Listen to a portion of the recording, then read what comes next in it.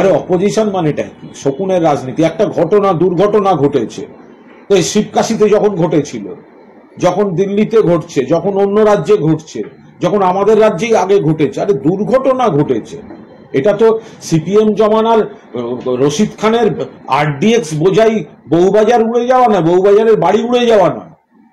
বাংলায় আগে বিস্ফোরণ হতো যে আরডিএক্স বোঝাই বাড়ি রাইটার্সের পাশে, লালবাজারের পাশে উড়ে গেল, বিস্ফোরণ হয়ে গেল। কেন না? জঙ্গি কাজ চলছিল। কারা জঙ্গি? সিপিএম এর বন্ধুরা, রশিদ খান।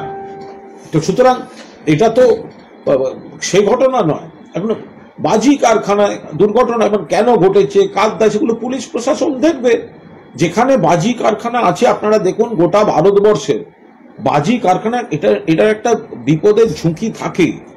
এবার ঘটনাচক্রে সে একটা বাজে বিস্ফোরণ হয়েছে, মৃত্যু, খুব দুঃখজনক ঘটনা, মৃত্যু হয়েছে, এবং কেন হয়েছে, কি জন্য হয়েছে, কোনো গাফিলতি ছিল কিনা, সেগুলো পুলিশ প্রশাসন দেখছে। তার আগে থেকে যারা বিরোধীরা লাফাতে আরম্ভ করলো, তাদের জমানায় কি কি হয়েছিল সেগুলো নিয়ে একটুখানি দেখুক না, তাদের রাজ্যে কি কি হচ্ছে। কদিন আগে বিজেপি শাসিত রাজ্যে দেখেছেন কতজন মারা গেছে, কতটা এলাকা জুড়ে এই বাজির বিস্ফোরণটা হয়েছে, চেন অফ বিস্ফোরণ হয়েছে পরপর, কতজন মারা গেছে।